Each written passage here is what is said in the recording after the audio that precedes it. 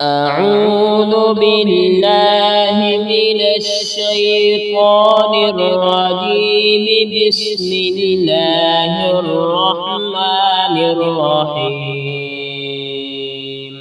والفجر وليال عشر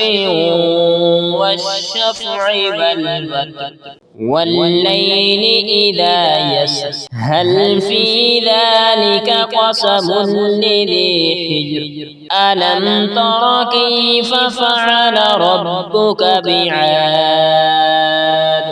إرم ذات العماد التي لم يخلق مثلها في البلاد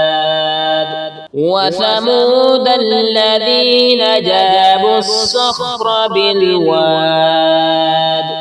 وفرعون ذي الأوتاد الذين طغوا في البلاد فأكثروا فيها الفساد فصب عليهم ربك صوت عذاب إن ربك لبالمرصاد فأما الإنسان إذا ما ابتلاه ربه فأكرمه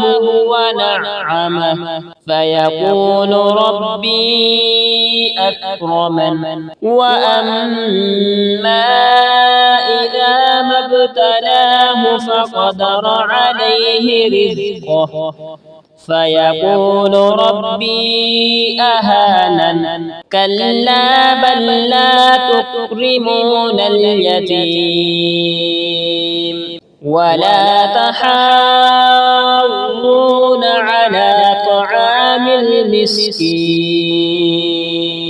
وتأكلون التراث أكلا لما وتحبون المال حبا جما كلا إذا دكت الأرض دكا دكا وجاء ربك بالملك صفا صفا وجيء يومئذ بجهنم يومئذ يتذكر الإنسان وأنى له الذكرى يقول يا ليتني قدمت لحياتي فيومئذ لا يعذب عذابه أحد ولا يوثق وثاقه أحد يا أيتها النفس المطمئنة ارجعي إلى ربك راضية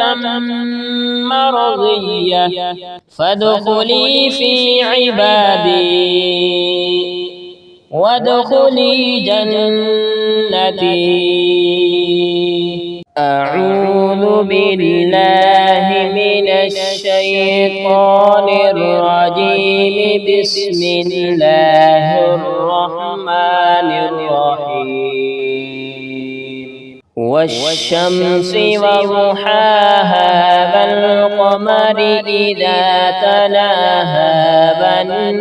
والنهار إذا جلاها والليل إذا يغشاها والسماء وما بناها والأرض وما طحاها ونفس وما سواها فألهمها فجورها وتقواها قد أفلح